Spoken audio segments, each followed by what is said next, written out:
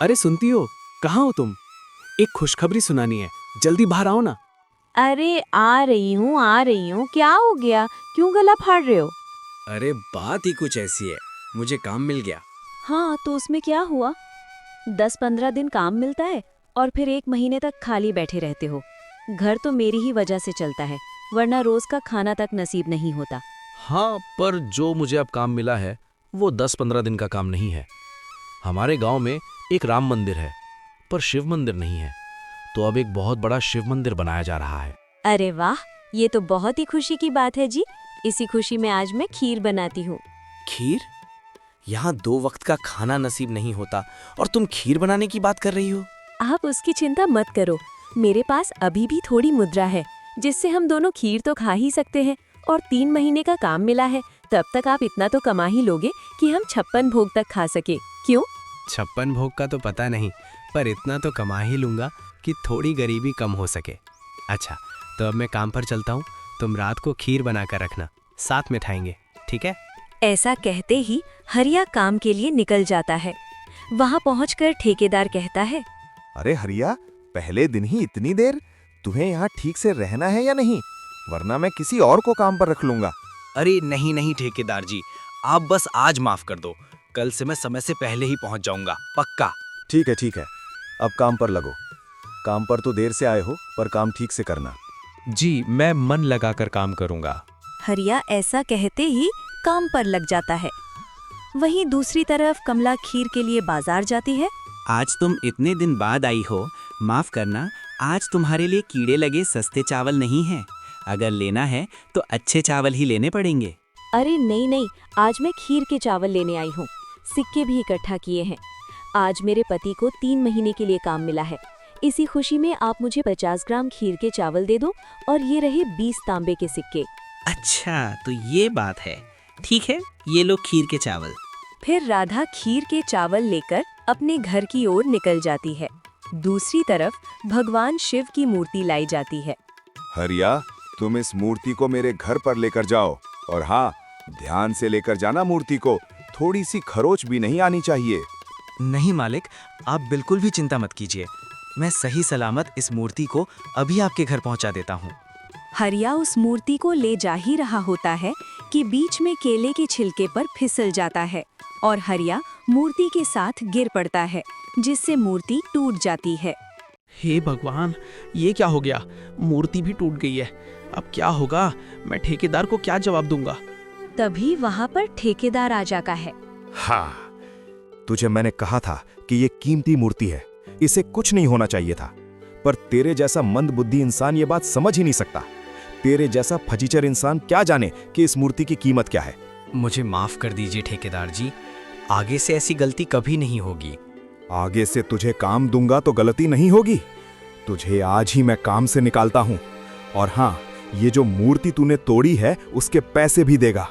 और अगर पैसे नहीं दे पाया तो तुझे और तेरी पत्नी दोनों को इस गांव से धक्के मार कर निकाल दूंगा और तेरा घर भी बेच दूंगा। ठेकेदार जी, मुझे माफ कर दीजिए, मुझसे गलती हो गई। मैं गरीब इंसान हूँ, मेरे पास 2 वक्त का खाना तक नसीब नहीं होता, तो भला मैं इस मूर्ति के पैसे कैसे दे सकता हूँ? वो सब मैं नहीं जानता। मैं तुझे 1 महीने की मोहलत देता हूँ। अगर मेरे पैसे नहीं दे पाया तो समझ लेना, अब उठ और यहाँ से निकल जा। और जब तक पैसे ना आ जाए तब तक अपनी ये मनहूस शक्ल मत दिखाना, समझा? ये क्या हो गया मुझसे? मेरी पत्नी को जब मैंने कहा था कि काम मिल गया है तो कितनी खुश थी। अभी तो बेचारी मेरे लिए खीर बना रही होगी, इस आस में कि मैं घर पैसे लेकर आऊंगा और हम दोनों साथ में खीर खाएंगे। पर अब सब बर्बाद हो गया। भगवान, ये आपने क्या किया? मेरे ही साथ ऐसा क्यों किया? आखिर मैंने अपने जीवन में ऐसे कौन से पाप किए हैं जो आपने मुझे आज ये सजा दिखाई है? मैंने आज तक नशा नहीं किया, ना कभी किसी के साथ गलत किया और ना ही कभी किसी का अहित किया। मैं तो बस अपनी पत्नी के साथ खुशी से 2 पल जीना चाहता था, उसके साथ बैठकर खीर खाना चाहता था। पर अब तो वो खीर मेरे गले से भी नहीं उतरेगी। बेचारी कितनी खुश होगी और मेरी राह देख रही होगी। पर अब मैं किस मुंह से घर जाऊंगा? भगवान, अब मैं क्या करूं? भगवान, अब आप ही कुछ करो, वरना मैं यहीं अपनी जान दे दूंगा।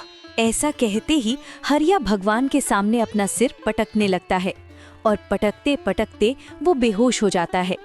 दूसरी तरफ हरिया की पत्नी, बहुत देर हो गई है पर हरिया अब तक घर नहीं लौटा। कितनी देर हो गई फिर भी नहीं आए। खीर ठंडी हो चुकी है, इतना भी क्या काम करना। कहीं ऐसा तो नहीं कि वो मेरे लिए कोई उपहार लेने गए हो। हाँ, ऐसा ही हुआ होगा। चलो थोड़ी देर और इंतजार कर लेती हूँ। कमला इंतजार करती ही रह जाती है पर हरिया नहीं आता है। वहाँ से एक औरतें गुजर रही थीं जो कमला को देखकर कहती हैं, तुम्हारे तो भाग्य ही फूटे हुए हैं बहन, जो तुमने ऐसे आदमी से ब्याह किया है। मेरे पति के बारे में एक शब्द भी नहीं सुन सकती मैं। अरे बहन, मैंने ऐसा क्या गलत कह दिया तुम्हारे पति के बारे में जिसके लिए तुम खीर बना रही हो और इतनी खुश हो? तुम्हें पता भी है कि तुम्हारा पति है कहाँ? क्यों कहा है मेरे पति और तुम ऐसे बातें क्यों कर रही हो? तुम्हारे पति को ठेकेदार ने नौकरी से निकाल दिया है। उसने ठेकेदार की कीमती मूर्ति को तोड़ दी है। तुम्हारा धन्यवाद जो तुमने ये बात मुझे बताई। अब तुम यहाँ से जा सकती हो। हाँ ठीक है, मुझे भी कोई शौक नहीं है यहाँ रुकने का। मैं तो बस तुम्हारी भलाई के बारे में ही बोल रहे थे। इतना कहकर औरत वहाँ से चली जाती है। कमला पूरी रात हरिया का इंतजार करती रहती है। सुबह हो जाती है पर हरिया घर नहीं आता। उसी समय हरिया को एक सपना आता है। हाँ, सपना था, बहुत बुरा सपना था। माना कि ठेकेदार जी ने मुझसे बदतमीजी से बात की, लेकिन मुझे उनके बारे में ऐसा नहीं सोचना चाहिए था। मैं ऐसा घटिया सपना देख भी कैसे सकता हूँ? हरिया खुद से बात ही कर रहा होता है कि जब ही एक साधु वहाँ आते हैं। अरे बेटा, तुम यहाँ क्या कर रहे हो? रात भर यहीं सोए थे क्या? हाँ बाबा, बस थोड़ी आंख लग गई थी।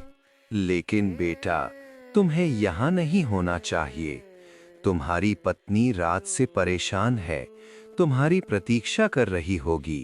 पर बाबा, घर जाकर भी मैं क्या करता? कैसे मुंह दिखाता अपनी पत्नी को? हाँ, मैंने तुम्हारे बारे में सुना है।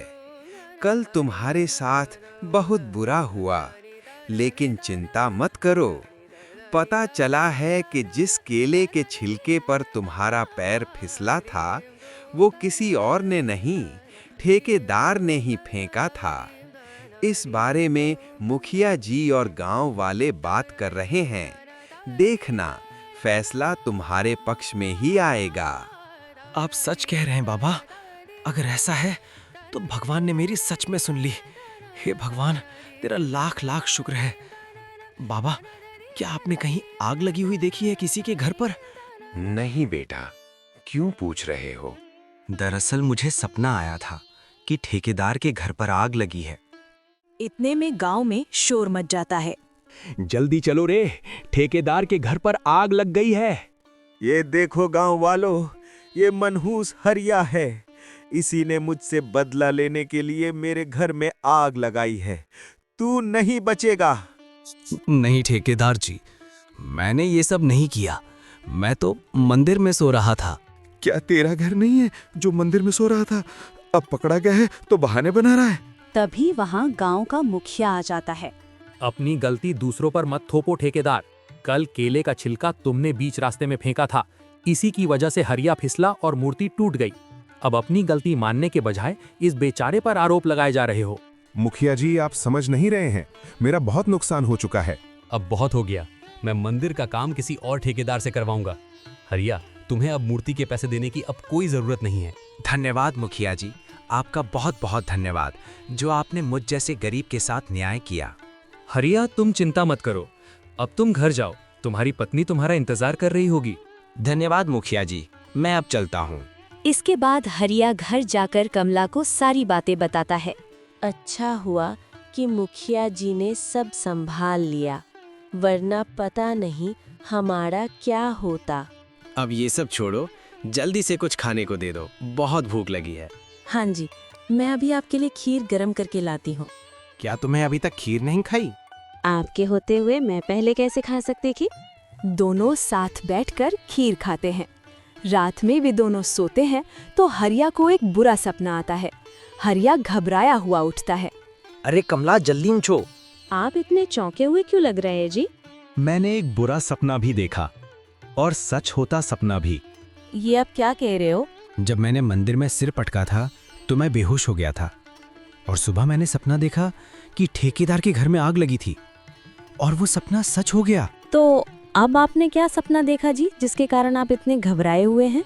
कमला, अभी हम यहाँ से चलते हैं, मैं तुम्हें सारी बात बाद में बताता हूँ। जैसे ही कमला और हरिया घर से निकलते हैं तभी थोड़ी देर बाद वहाँ ठेकेदार आ जाता है। गांव वालों को तो मूर्ख बना दिया, पर मुझे पता है कि तूने ही मेरे घर पर आग लगाई थी। तुझे क्या लगता है मेरे घर पर आग लगाकर तू बच जाएगा? आग के बदले आग, तूने मेरी झोपड़ी जलाई है। अब तू और तेरी पत्नी इस घर के साथ ही स्वाहा हो जाओगे। ठेकेदार के आग लगाने से पहले ही गांव वाले और मुखिया जी कमला और हरिया के साथ वहां पहुंच जाते हैं। मुखिया जी, आप सबको कैसे पता चला कि मैं यहाँ आग लगाने आया हूँ? हरिया हमें यहाँ लेकर आया है। जब तुमने ये योजना बनाई थी तब हरिया ने सब सुन लिया था। अच्छा हुआ जो हरिया हमें यहाँ ले आया, वरना हमें तुम्हारी असलियत कभी पता ही नहीं चलती। गांव वालों, इसे पकड़ लो। कल सुबह होते ही इसे महाराज के सामने ले जाना। अब वही इसका निर्णय करेंगे। इसके बाद गांव वालों ने ठेकेदार को पकड़ लिया और उसे अपने साथ ले गए। लगता है कमला, कल का सपना तो पूरा हुआ ही और आज जो सपना मैंने देखा था वो भी सच हो गया। मुझे लगता है भगवान ने मुझे स्वप्न का आशीर्वाद दिया है। भगवान का लाख लाख शुक्र है कि आग लगने से पहले आपको सपना आ गया और आपने सब सुलझा लिया, नहीं तो पता नहीं क्या हो जाता। अब उसकी चिंता मत करो, अब सब ठीक है। चलो सो जाते हैं, क्या पता फिर कोई सपना आ जाए। दोनों सो जाते हैं। ए जी, सुबह हो गई है, अब तो उठ जाइए। दिन भर सपने ही देखते रहोगे क्या? बहुत अच्छा सपना देख रहा था। ऐसा क्या देख रहे थे? यही कि हम दोनों अमीर हो गए हैं और हमारे हाथ खजाना लग गया है। पर अफसोस, ये तो बस सपना था। सपने हमेशा झूठे नहीं होते, आपके सपने तो सच हो जाते हैं। पिछले 2 दिनों में आपने जो भी सपना देखा वो सब सच हुआ है, तो ये सपना भी जरूर सच हो सकता है। जल्दी बताओ, खजाना तुमने कहाँ देखा? मुझे ठीक से याद नहीं, लेकिन एक बंजर खेत में जिसके बीच में एक अलग सा पौधा लगा था, उसी के नीचे खजाना छुपा था। गांव में तो 5 से 7 बंजर जमीन है, चलो हम वहां जाकर एक बार खोजते हैं। इसके बाद कमला और हरिया गांव की बंजर जमीन खोजने निकल जाते हैं। बस अभी एक ही बंजर जमीन बची है, चलो वहां भी चलते हैं। वे दोनों आखिरी बंजर जमीन पर जाते हैं। हाँ कमला, ये वही पेड़ है जो मैंने अपने सपने में देखा था। चलो अब हम इस जमीन को खोदते हैं, खजाना यहीं कहीं गड़ा होगा। कमला और हरिया को उस जमीन में एक सोने के सिक्कों से भरा बक्सा मिलता है। अरे वो, अब हमें वो जिंदगी नहीं जीनी पड़ेगी जिसमें 2 वक्त का खाना भी नसीब नहीं होता था। पर एक बात सोचो, अगर हम इतना सारा सोना लेकर जाएंगे तो गांव वालों को शक होगा। तुम ठीक कहती हो, एक काम करते हैं, हम इस गांव से ही चले जाते हैं। गांव छोड़ देंगे? हाँ, दूसरे गांव में कोई हमें नहीं जानता, वहाँ सब हमें शुरू से ही अमीर समझेंगे और हम शांति से अपना जीवन जी सकेंगे। ऐसा सोचकर वे दोनों खजाना लेकर दूसरे गांव की ओर निकल जाते हैं, ये सोचकर कि अब वे अमीरों जैसी जिंदगी जिएंगे। पर उन्हें क्या पता था कि उनके दरवाजे पर एक नई मुसीबत उनका इंतजार कर रही है। महाराज, हमने उस चोर को पकड़ लिया है जो राजकोष से धन चुराकर भाग गया था। बहुत बढ़िया, बताओ मेरा धन कहाँ है? मुझे माफ कर दीजिए महाराज, मेरे मित्र ने लालच देकर मुझसे ये काम करवाया था। मुझे ये नहीं जानना कि किसने करवाया, मुझे बस मेरा धन चाहिए। बताओ वो कहाँ है? महाराज, मैंने पास के गांव में एक बंजर जमीन में धन गाड़ दिया है। उसके ऊपर एक जंगली पौधा लगाया है ताकि किसी को शक न हो। इसके बाद मंत्री उस जगह की खोज में निकल पड़ते हैं। जैसे ही मंत्री और चोर उस बंजर जमीन पर पहुंचे, वहां पर खजाना नहीं था। हे भगवान, ये क्या हो गया? मैंने तो उस खजाने को ठीक पर ही रखा था। देख के तो लगता है कि इसे अभी अभी खोदा गया है। मंत्री जी, मुझे लगता है कि किसी ने उस खजाने को यहाँ से निकाल लिया है। ऐसा कहते सैनिक उस चोर को महल में ले गए। मंत्री खजाने की तलाश में गांव-गांव का चप्पा चप्पा छानने लगा, लेकिन वो चोर नहीं मिला। तो मंत्री जी पास के ही एक गांव में चले गए। अरे मित्र, तुमने सुना क्या? हमारे गांव में एक बहुत धनी लोग आए हैं। उन्होंने गांव का वो घर खरीद लिया है जिसे केवल धनी लोग ही खरीद सकते हैं। मुझे तो लगता है कि वो अवश्य ही कोई व्यापारी होगा जिसके महाराज के साथ अच्छे संबंध होंगे। हमें उनके साथ नरमी से पेश आना चाहिए और दोस्ती भी करनी चाहिए। फायदे में रहेंगे। सही कहा मित्र। मंत्री ये सारी बातें सुन लेता है और उस व्यापारी से मिलने उसके घर चला जाता है। जी कहिए महाशय, आप कौन हैं और मुझसे क्या काम है? मैं तो बस महाराज का सेवक हूँ। मुझे पता चला है कि आपके पास बहुत सारा धन है और आप एक व्यापारी भी हैं, तो हमारे महाराज ने बस अपने समझौते के लिए आपको बुलाया है। अरे नहीं नहीं मंत्री जी, मैं कोई व्यापारी नहीं हूँ। ये तो मेरा पुश्तैनी खजाना है जो मेरे दादा परदादा के हैं। उन्होंने इतनी मेहनत की और इतना सारा धन बचाकर रखा आने वाले भविष्य के लिए, बस और कुछ नहीं। तो क्या आप यहाँ व्यापार नहीं करने वाले? अगर आप यहाँ व्यापार करेंगे तो और भी पैसे कमा सकते हैं। आपने सुझाव तो अच्छा दिया है मंत्री जी, पर अभी नहीं। इस बारे में मैं किसी और दिन सोचूंगा। अच्छा, तो मैं आपके पुश्तैनी खजाने को देख सकता हूँ? क्या वो क्या है ना कि महाराज सामने वाले की हैसियत से कर लगाते हैं। आपके पास ज्यादा पैसे होते हैं तो आपको ज्यादा कर देना पड़ता है, बस इतनी सी बात है। पर बदले में उन्हें वे सुविधाएं भी मिलती हैं जो आम व्यक्ति को नहीं दी जाती। इसी विषय पर बातचीत के लिए मुझे आपके खजाने को देखना होगा। अगर ऐसी बात है तो आप मेरा खजाना देख सकते हैं। खजाना देखते ही मंत्री के चेहरे के भाव बदल जाते हैं। मेरा शक बिल्कुल सही निकला।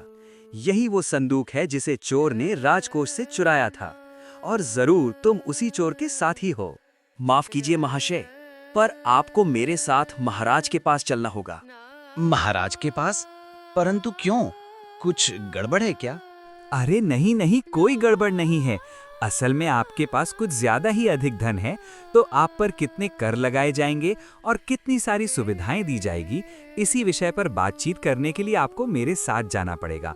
महाशय, आपको कोई दिक्कत तो नहीं? अरे नहीं नहीं, कोई दिक्कत नहीं है। बस आप मेरी पत्नी को आने दीजिए। वो सब्जी लेने बाजार गई हुई है। अगर मैं इसको बिना बताए चला गया तो वो बेचारी चिंता करती रहेगी। कुछ देर बाद हरिया की पत्नी कमला बाजार से लौट आती है। ये कौन है जी? क्या ये आपके कोई मित्र है? नहीं कमला, ये महाराज के सेवक हैं। कर के मामले में बात करने आए थे। मुझे इनके साथ महल जाना पड़ेगा, तुम घर का ध्यान रखना। तो क्या आप ही मंत्री जी हैं जो चोर की तलाश कर रहे हैं? मैंने बाजार में सुना था कि एक चोर ने राजकोष से धन चुराकर उसे बंजर जमीन में गाड़ दिया था और अब वो खजाना गायब है। हाँ, मैं उसी चोर की तलाश में हूँ। तो क्या जो खजाना हमें मिला था वो चोरी का था? अब भागने का कोई फायदा नहीं। सच यही है, इसलिए बेहतर होगा कि तुम दोनों चुपचाप मेरे साथ चलो। मंत्री जी, इसमें मेरे पति की कोई गलती नहीं है। उन्होंने खजाना चुराया नहीं, बस गड़ा हुआ मिला था। हमसे बहुत बड़ी भूल हो गई, कृपया हमें माफ कर दीजिए। मैं मूर्ख था मंत्री जी, वो जमीन हमारी थी ही नहीं, फिर भी हमने खोद कर देख लिया। मेरी पत्नी को कुछ नहीं पता। कृपया उसे जाने दीजिए और मुझे ले चलिए। अगर ऐसा है तो तुम ही मेरे साथ चलो। हरिया को महाराज के सामने पेश किया जाता है। महाराज, ये रहा वो चोर जिसके साथ उस चोर ने मिलकर संदूक चुराया था। सैनिक चोर को लेकर आते हैं। क्या यही है वो जिसके साथ तुमने मिलकर चोरी की थी? जी महाराज, यही है वो मेरा मित्र। इसकी लंबाई और कद काठी दोनों उसी के जैसी है। तो तुम्हें इस विषय में कुछ कहना है? नहीं महाराज, मैं बस इतना ही कहूंगा कि इसमें मेरी पत्नी का कोई हाथ नहीं था। वो तो बेचारी मासूम है, उसे इन सब मामलों में मत घसीटिए महाराज। सैनिकों, इन दोनों को ले जाओ और डाल दो हमेशा हमेशा के लिए कारागार में। कारागार में बंद होने के बाद हरिया चोर से पूछता है, एक बात बताओ चोर भाई, तुमने मुझे अपना साथी क्यों बताया? ये तुम क्या कह रहे हो मित्र? तुमने मेरे साथ मिलकर चोरी की तो मैं तुम्हारा ही नाम लूंगा। पर मैं तो तुम्हें जानते ही नहीं हूँ। तो मैं कौन सा तुम्हें जानता हूँ मित्र? ये लोग अपने आप को बहुत ही ज्यादा होशियार समझते हैं, पर एकदम मूर्ख हैं। मैंने जो कहा उसे ही सच मान लिया। मैंने तो इनको परेशान करने और गुमराह करने के लिए ये कहानी बनाई। असल में तो मेरा कोई साथी नहीं है। तो तुमने झूठ कहा ताकि वो तुम्हारे दूसरे साथी को ढूंढने के लिए दिन रात परेशान रहें। और नहीं तो क्या, पर पता नहीं तुम इन चक्करों में कैसे फंस गए। और उससे भी ज्यादा हैरानी की बात, तुम्हें कैसे पता चला कि मैंने खजाना उस पेड़ के नीचे छिपाया है? मैं कहूंगा तब भी तुम विश्वास नहीं करेंगे तो जाने पाओ। अरे क्यों नहीं करूंगा, ये लोग बेवकूफ है, मैं नहीं। तुम कहो तो सही। मुझे सपने आते हैं जिसमें मैं भविष्य देख सकता हूँ। फिर हरिया ने उसे सारी बात बताई। चोर सारी बात आश्चर्य से सुनने लगा। भविष्य वाले सपने? ये क्या बकवास कर रहे हो भला? ऐसा भी हो सकता है क्या? तुम्हारी बातों का विश्वास करना सच में बहुत मुश्किल है मित्र, लेकिन तुम मुझे बहुत सीधे साधे लगते हो। अपनी पत्नी को बचाने के लिए तुमने झूठा आरोप भी अपने सर ले लिया, इसलिए मैं तुम पर विश्वास कर लेता हूँ। इसके बाद वे दोनों सो जाते हैं। रात को अचानक से हरिया की आंख खुल जाती है। अरे मित्र, क्या हुआ? अचानक से तुम ऐसे उठ क्यों गए? सब ठीक तो है ना? नहीं, ऐसा नहीं हो सकता, ऐसा नहीं हो सकता। क्या नहीं हो सकता है? तुमने कोई बुरा सपना देखा क्या? हाँ, मैंने देखा। महाराज की जान खतरे में है। उन्हें शरबत में जहर दिया गया है और वो पीकर वे मर जाते हैं। मुझे कुछ ना कुछ करना पड़ेगा, नहीं तो महाराज के प्राण जा सकते हैं। अरे तो तुम क्यों इतना डर रहे हो? प्राण तो महाराज के संकट में है ना, तुम्हारे तो नहीं। नहीं, महाराज के प्राण मेरे प्राण हैं। अगर महाराज को कुछ हो गया तो ये राज्य बहुत संकट में आ सकता है। तुम नहीं समझोगे। सैनिकों, सैनिकों, उठो, महाराज के प्राण संकट में हैं। अरे क्या हो गया? क्यों चिल्ला रहे हो इतनी रात को? पानी खत्म हो गया क्या? नहीं, पानी नहीं खत्म हुआ, महाराज के प्राण खतरे में हैं। क्या? कहाँ? महाराज के प्राण खतरे में है? और तुझे कैसे पता लगा? कोई सपना देखा क्या? वो मैं बाजार में किसी को कहते हुए सुना था कि महाराज को जहर देने वाले हैं उनके शरबत में। तुझे हम मूर्ख लगते हैं? अगर बाजार में तूने ऐसा सुना तो तभी क्यों नहीं कहा, और जब नहीं कहा तो अब क्यों कह रहा है? छोड़ दे भाई, ये तेरी बात नहीं समझेंगे। बोलकर कोई फायदा नहीं है, सो जा। पर महाराज, देख भाई, तू जो कर सकता था तूने वो किया, अब तो कुछ नहीं कर सकता, सो जा। ऐसा बोलकर चोर सो जाता है और हरिया तो पूरी रात सो नहीं पाता, परेशान रहता है। सुबह होने पर हरिया को महाराज के पास बुलाया जाता है। महाराज, आप जिंदा हैं? तो क्या तुम चाहते हो कि मैं मर जाऊं? नहीं नहीं, वो मुझे तो एक सपना आया था। यही ना कि हमें किसी ने जहर देकर मार डाला। हाँ महाराज, पर आपको कैसे पता? कल जब हमने तुम्हें कारागार में डाला तब तुम्हारी पत्नी आई थी और कह रही थी कि तुम्हें सपने आते हैं जो भविष्य में होने वाली घटनाएं बताते हैं। पहले तो लगा को वो झूठ बोल रही थी, पर जब तुमने सैनिक से महाराज को जहर देने वाली बात बोली तो वो सैनिक मेरे पास आया था और उसने मुझे वो बात बताई। जब मैंने इसकी छानबीन की तो मुझे पता चला कि सेविका दूसरे राज्य के दुश्मन के कहने पर शरबत में जहर मिलाकर लाई थी। जब मैंने उसको शरबत पीने के लिए कहा तो वो डर गई और डर के कारण उसने अपना सारा सच बता दिया। और इसीलिए हम तुम्हारी सपने वाली बात को इनकार नहीं कर सकते। तुम्हारी पत्नी ने कहा कि वो खजाना तुमने अपने सपने में देखा था, तुमने चोरी नहीं की है, इसलिए हम तुम्हें आजाद करते हैं। महाराज, आपका बहुत बहुत धन्यवाद कि आपने मेरी पत्नी का विश्वास किया और मुझे छोड़ दिया। तुमने हमारी जान बचाई है, इसलिए वो घर जिसको तुमने हमारे राजकोष से खरीदा हम तुम्हें इनाम के तौर पर देते हैं, और तुम्हें हम एक पद भी देते हैं जहां तुम्हें मंत्री जी के साथ काम करना होगा। तुम्हारे सपनों के कारण हमारी बहुत मदद होगी। तो बताओ, क्या तुम मेरे यहाँ काम करना चाहोगे? महाराज, आपका कोटि कोटि धन्यवाद। महाराज की आपने मुझे इस योग्य समझा। मैं कल से ही काम पर लग जाऊंगा महाराज। अब मुझे जाने की आज्ञा दें। मुझे घर जाकर सुनीता को एक खुशखबरी देनी है, वो बेचारी चिंता कर रही होगी। हरिया घर जाकर सारी बात कमला को बताता है। कमला बहुत खुश होती है और इस प्रकार उनकी गरीबी दूर हो जाती है।